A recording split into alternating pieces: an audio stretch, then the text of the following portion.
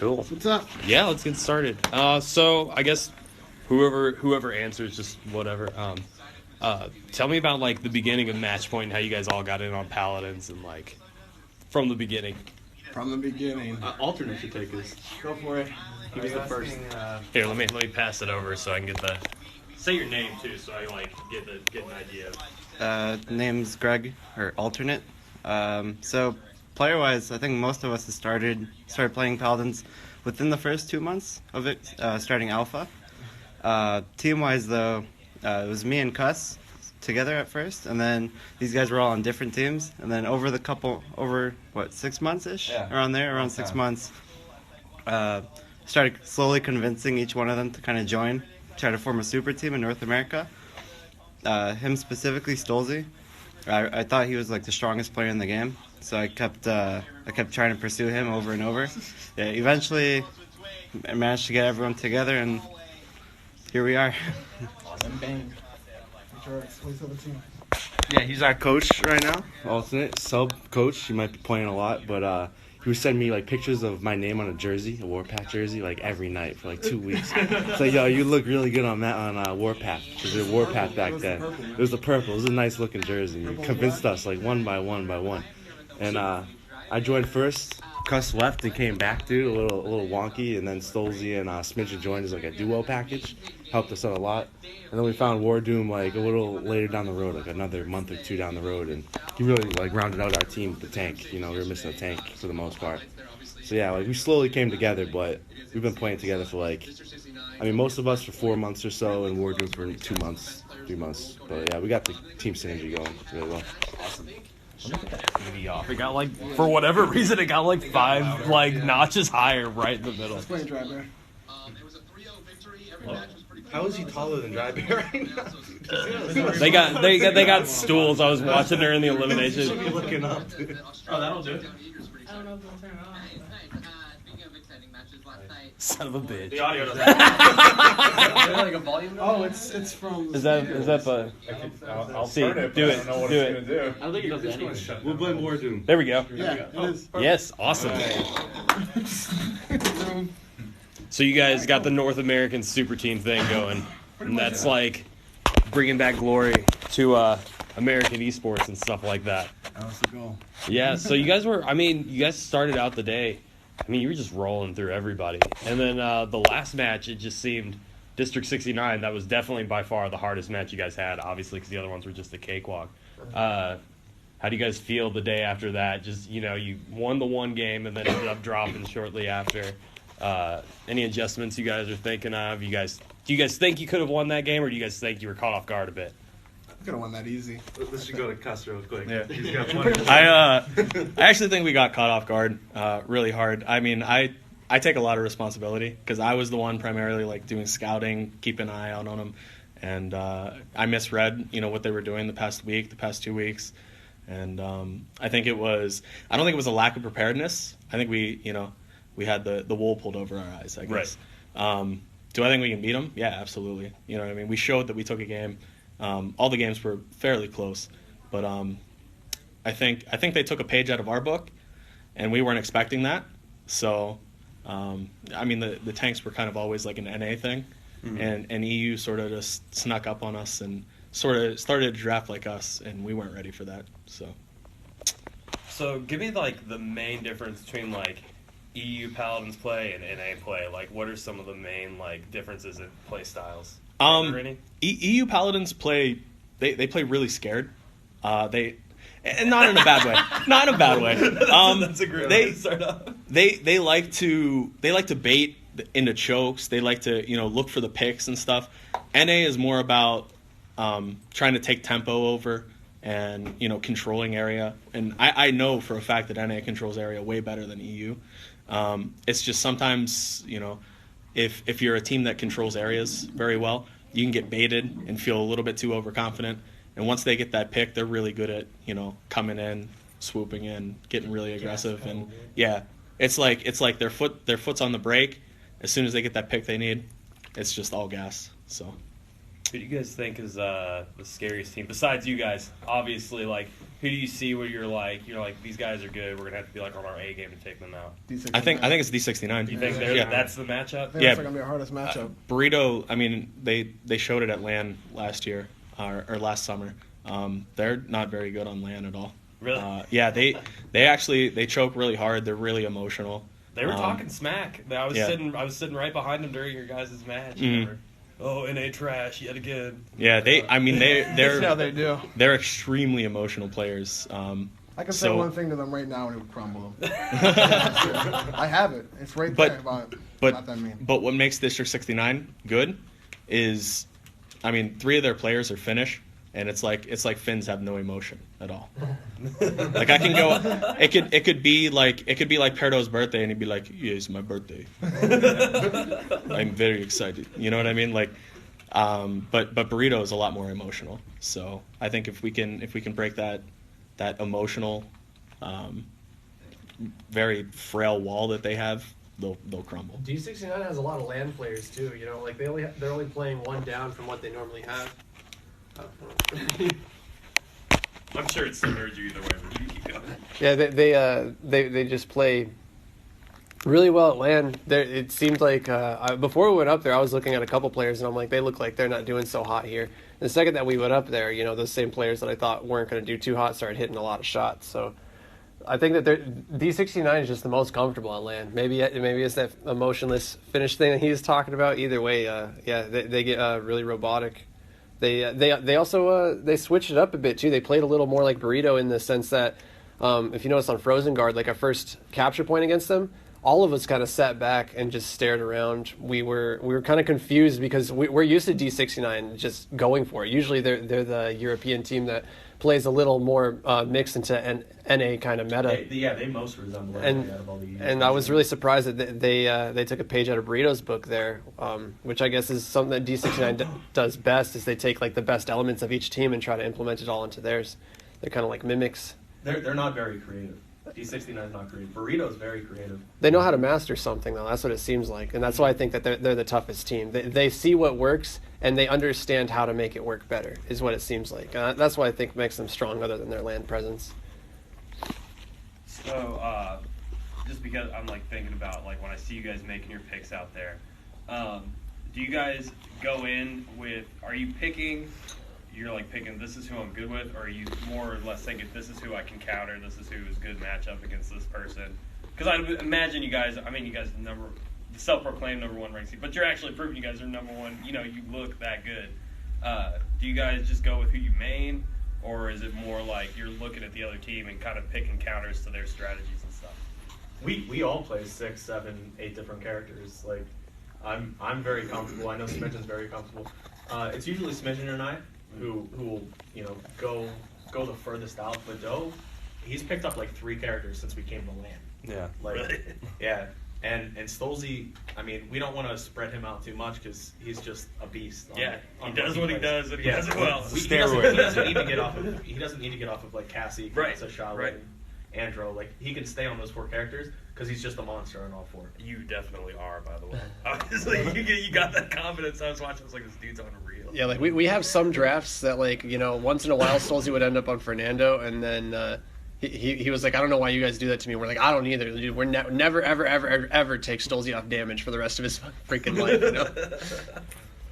Let me kill people. Yeah, we usually pick team let me comps, frag, you know. Get the couple tanks going, and then if we have strong suits, if Cassie and Andro's there, I'll take Cassie, he'll take Andro. So it comes in as like a second factor. It's not the first thing I'm thinking of. Gotcha. Trying to get counters. It comes down to what we need, really. Mm. We never really think like, I want to play this, so we're playing this. I want to do that, so we're doing that. It's just usually like, pretty straightforward. We need too. this, so we pick this. So they're like, okay, we need this, so we pick this. And they're like, all right, you pick that, we pick this. It's just to make a perfect team count for the most part. Yeah. With little wild cards in there for some experiments. It took a lot of transitioning for me when I joined MatchPoint because I was a carry player for Sword at DreamHack, and I was on Sword actually with Warden. We both joined after DreamHack, and in going from a carry role to more of a support, more of a play what we need kind of thing, it was a tough transition phase, but I couldn't be happier with though, and Stolze playing the carry role. So. There's no support that carries a game though. He still carries. It's not just support. Flex. So in terms of the state of the game, what do you guys want to see more of in 2017 Paladins? What things do you think need to be fixed?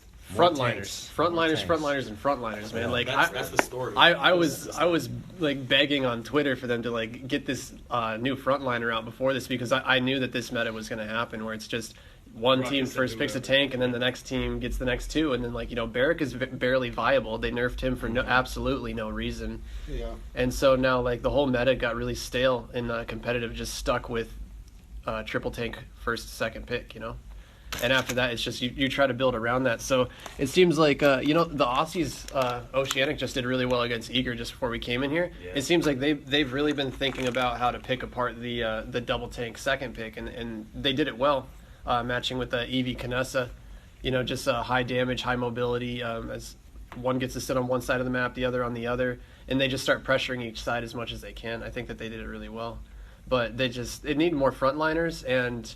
Maybe even another flanker. There's only 4 flankers and 4 frontliners, and only 3 of each are generally picked and viable. So I think it would help the game a lot to see more of those. You guys? Yeah, pretty much it. It's tanks. Really? Yeah. Just need more tanks, man. It's not enough. And Barrack is just, I don't know, after they nerfed him, He was really awesome before the nerf. And now like he's just barely playable on most of the maps, honestly. And this Exactly. he's literally the best Barrack in the world. And Yeah. he's saying that Barrack Absolutely. sucks. So he's actually the best Barrack. Like there's a problem when he can't hold his ground hardly against a Fernando, which is like the lowest DPS, and it's just horrible. His gun has too much damage fall off, like way too quickly.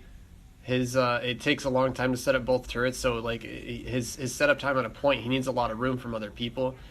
He has a smaller health pool than even one of the supports. Then Yeah, Grover.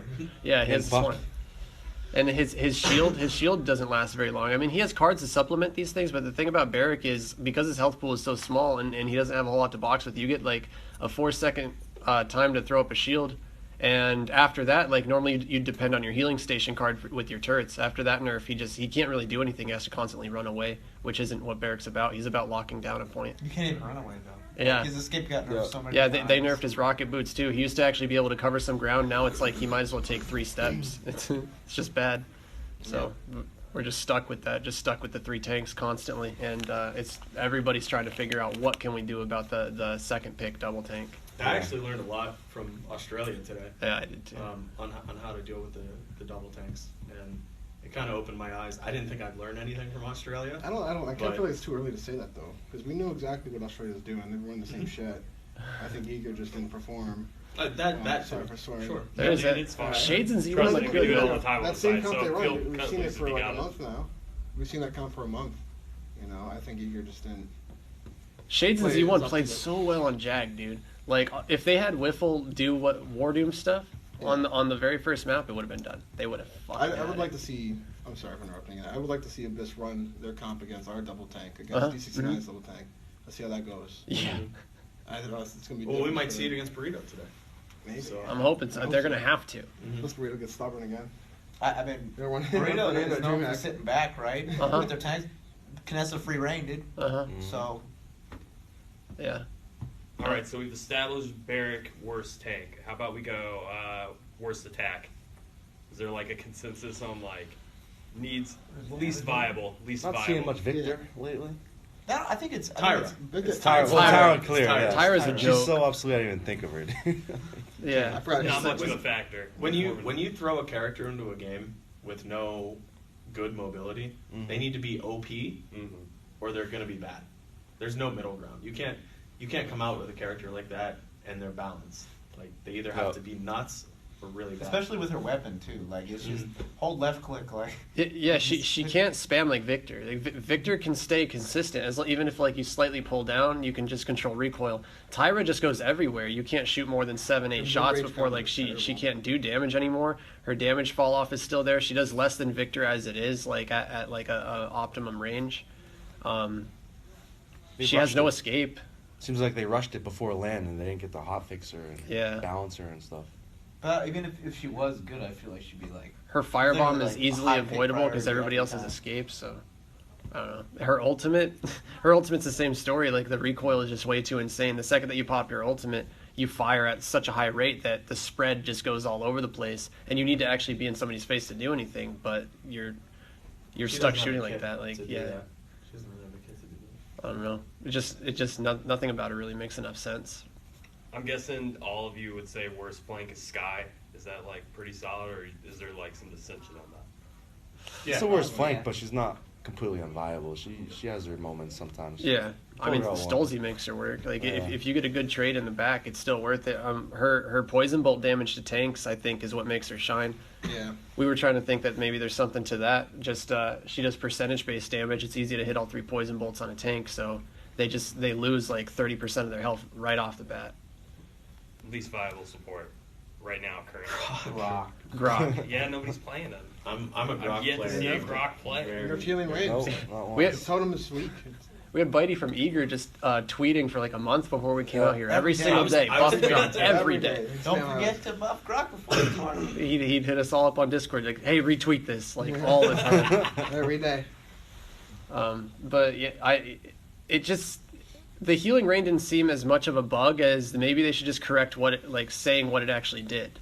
Instead, they treated it as a bug and removed all of his healing from the game. So now everybody else, I guess Ying's clones are the closest thing to it, but they have enough health to take 2 shots, maybe 3 from a lot of people. Grok, you just shoot his totem once and it's down, and it didn't even do that much healing anyway. Well, that was before they buffed. When they buffed it, it became more of an issue at some levels. I Yeah. think they could have. I don't think it needed to be completely nerfed back to what it was, like how low it was. But there was a middle ground they could have gotten it to and just changed that instead for the health of the totem. For sure. Like, getting one shot was just too kind of stupid. But Yeah. getting making it take from some characters to kill it just multiple seconds or that's just too devastating because they're back to full HP by then. Mm-hmm. Like, as it is now, you have to not only protect his totem to even get healing out of it, but it heals so slowly that you might as well just go get out of combat instead of stand anywhere Yeah. with the totem. Passive health regen is faster than the totem. Yeah. I pub a lot with Warden. Him and I play together a lot. And if he's ever playing like Fernando, I'd sometimes play Grok in a pub just for fun. You know what I mean? And I would just joke about it. I'd be like, "Oh, Warden, come back here. There's a totem." And I'm running Healing Rain 4 after it was nerfed. And I'm like, "Oh, you getting that health? Are you feeling it?" And he's like, "I'm feeling it, dude.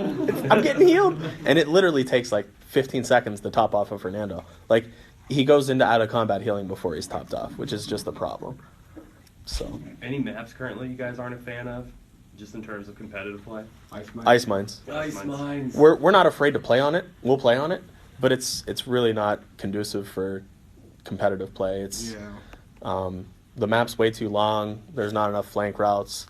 There's not enough shortcuts after the payload is captured, or after the point is captured and the payload push starts. It's too long of a map. It's too linear. You're just bottlenecked constantly. So everything is point fights, and then after that, there's several choke points. It seems like the payload takes forever to move up, and you could just get stuck at the very first choke. Like, you could capture the point, do it really well, and the second that team shows up, if they have 5 up at that very first choke point right next to like the cabin, you could be stuck there for the duration of the match.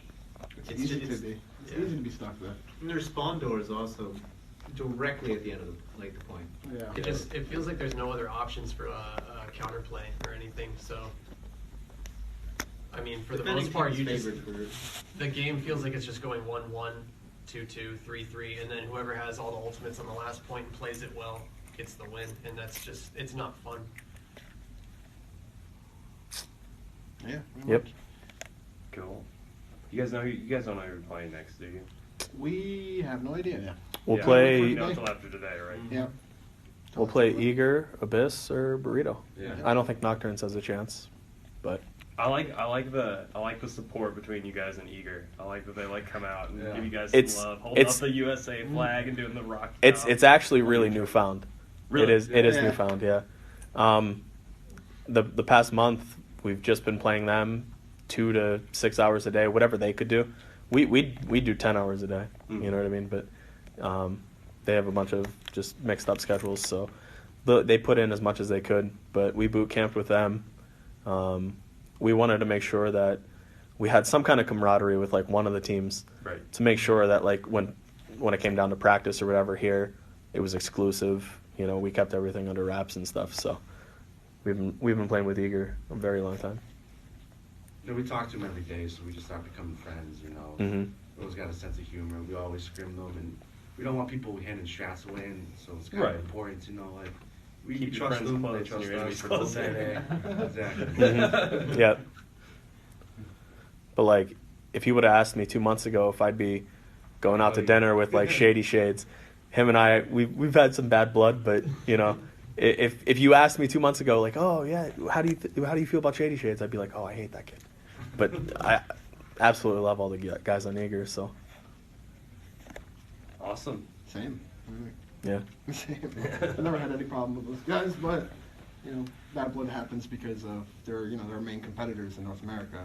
They can't It's hard. can't really be friends with somebody you gotta beat every weekend. We It's turn hard into a to- healthy rivalry, Yeah. Before it was just like a mean rivalry, like we want to beat them, and now it's let's get better so we can beat the Euros. It's just Yeah. with the competition, it's hard not to like start trash talking or like like one of them might say one thing and then from there we just spiral into this toxic rivalry. We want to stay number one in NA as much as possible, and like that's the money that you make too. So it's like we're competing over a paycheck essentially. It feels like sometimes. So. What do you guys think? Did is Abyss that good, or did Eager just get unlucky? Eager got unlucky. They're way better than I think it's Eager, land so- experience too. Yeah, that's what it comes down Yeah, to. they played in multiple lands. They just also came from their own land and their own. They've also land for Overwatch and stuff too. Yeah. They're very comfortable on land. Abyss. I don't think Abyss is better, but I think they showed up more today, and Mhm. the drafts are so close and And I can also say that Abyss has put in more effort than Eager. The past couple weeks, they came to NA 2 weeks early. brought their computers. Yeah, they brought their set up computers. They their got an Airbnb. We scrimmed with them 4 or 6 hours a day whenever Eager couldn't put in the time. And you could see the first week we played them, they completely were outclassed. They got a little bit better every single game. So Awesome. They use their losses to learn a lot. Like they're definitely not just sitting on their feet. Right. I don't think you do that. I do that shit. Yeah, so we'll just sit. Feet fall asleep doing that. Get pins and needles. Well, I think that's all I got, guys. I'm probably just gonna upload this audio interview, throw it on the subreddit. Sweet. The Europeans and Americans talk trash amongst themselves. Oh, yeah. I'm a big fan of the game. I haven't put in as many hours as you guys, I'm sure, but I got 2 days worth, so trying to get I mean, better. if you ever nice. wanna Hope play- you enjoy it. If you ever want to play, hit me up one day. I'll be there. so I can just get beat down. You'll be on my team, dude. Oh yeah, that's true. Awesome. Well, let me get the phone back and guys, thanks for your time. Seriously, Yeah, I didn't want.